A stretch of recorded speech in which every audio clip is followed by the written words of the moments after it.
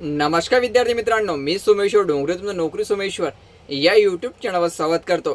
तर मित्रांनो, आताच्या व्हिडिओमध्ये आपण उद्यापासून पोलीस भरतीची परीक्षेला सुरुवात होणार आहे आणि यामध्ये महत्त्वाच्या सूचना काय असणार आहे याची माहिती पाहणार आहोत। तसेच लेखीसाठी नवीन यादी पण या ठिकाणी जाहीर करण्यात आलेली आहे। हे कोणत्या घटकामार्फत करण्यात आलेली आहे हे पण पाहणार आहोत। जर तुमची एक्झाम उद्या नसेल तर तुमची एक्झाम या ठिकाणी केव्हा राहू शकते याची पण माहिती आपण या व्हिडिओमध्ये पाहणार आहोत। तर यासाठी तुम्ही हा व्हिडिओ शेवटपर्यंत पाहायचा आणि चॅनलवर नवीन असेल चॅनलला सबस्क्राईब करा। नोकरीविषयीचे प्रत्येक अपडेट तुम्हाला आपला यूट्यूब चॅनल मिळत राहील। सर्वात अगोदर आपण पाहणार आहोत की उद्यापासून जे एक्झाम सुरू होणार आहे तुमची, तर यासाठी महत्त्वपूर्ण सूचना काय असणार आहे। तर बघा मित्रांनो, या ज्या सूचना जाहीर केलेल्या आहे हे अकोला पोलीस अधीक्षक कार्यालय यांच्या मार्फत जाहीर केलेल्या आहे। पण सर्वांनाच लागू असणार आहे, म्हणजे सर्व जिल्ह्यांना या सूचना लागू असणार आहे। तर या ठिकाणी एक महत्त्वाचं आहे, उमेदवार परीक्षा केंद्रात प्रवेश करताना त्यांच्या जवळ मैदानी चाचणीच्या वेळी देण्यात आलेले प्रवेशपत्र, ठीक आहे, म्हणजे तुम्हाला ग्राउंडचे पण प्रवेशपत्र सोबत न्यावं लागेल आणि लेखी परीक्षेचे प्रवेशपत्र असे दोन्ही प्रवेशपत्र उमेदवाराकडे असतील तरच उमेदवारांना प्रवेश देण्यात येईल।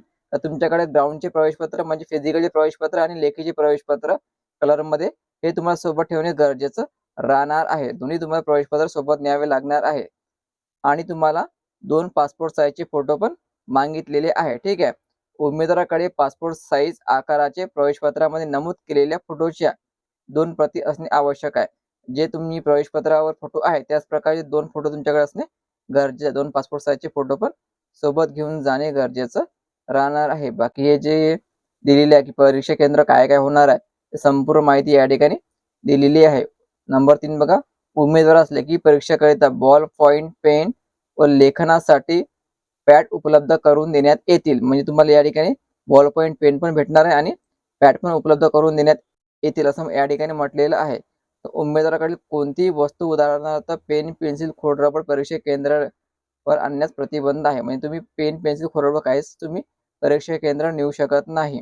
उमेदवार हा लेखी परीक्षेत उपस्थित राहिल्यानंतर त्याच्या जवळ असलेल्या बॅगची कसून तपासणी करण्यात येईल।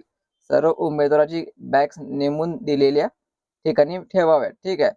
7 नंबर, उमेदवारांना परीक्षा केंद्राच्या आत 2 तास पूर्वी उमेदवारांना परीक्षा केंद्राच्या आत 2 तास पूर्वी प्रवेश दिल्या असल्याने दिलेल्या वेळेच्या आत हजर राहावे।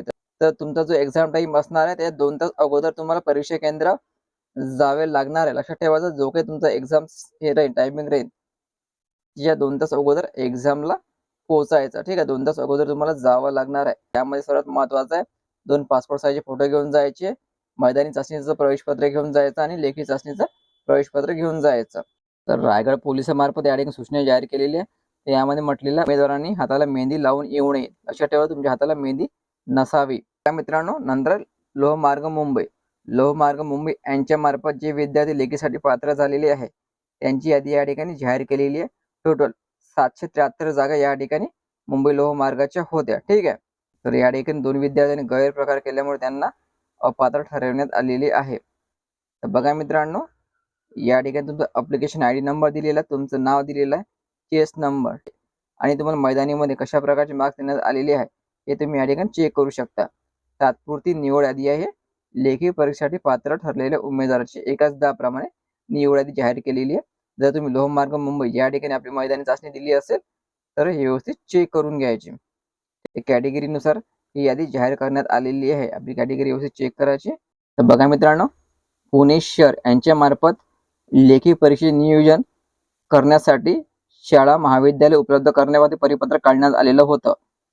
तर हे परिपत्र काढण्यात आलेलं आहे 12 मार्चला। तर या ठिकाणी म्हटलेलं आहे लेखी परीक्षा पुढील 10 दिवसात घेण्याचे नियोजन करण्यात आलेलं आहे। म्हणजे 20 ते 25 मार्च दरम्यान लेखी परीक्षा या ठिकाणी होऊ शकते पुणे शहराची, आणि पुणे शहरासोबतच ज्याची मैदानी चाचणी झालेली आहे त्यांची पण एक्झाम या ठिकाणी होण्याची जास्तीत जास्त शक्यता आहे। 20 ते 25 मार्च दरम्यान उर्वरित जिल्ह्यांची लेखी या ठिकाणी होण्याची शक्यता आहे। ज्यांची मैदानी चाचणी पूर्ण झालेली आहे त्यांची लेखी चाचणी लेखी परीक्षा जी आहे 20 ते 25 मार्च दरम्यान होऊ शकते, ठीक आहे मित्रांनो। तर 3 महत्त्वपूर्ण अपडेट आपण आताच्या व्हिडिओमध्ये पाहिलेले आहे। तर उद्यापासून जी परीक्षा होणार आहे त्यावर सूचना जी दिलेली आहे हे व्यवस्थित वाचायच्या, नंतरच आपल्या लेखीसाठी जायचं। आणि मुंबई लोहमार्गाची पीडीएफ लागत असेल तर आपलं टेलिग्राम चॅनल जॉईन करायचं, त्यावर तुम्हाला पीडीएफ मिळून जाईल। टेलिग्राम चॅनल लिंक मी तुम्हाला डिस्क्रिप्शनमध्ये देऊन दे। तर व्हिडिओ महत्त्वाचा जास्तीत जास्त शेअर करा आणि व्हिडिओ लाईक करा। धन्यवाद।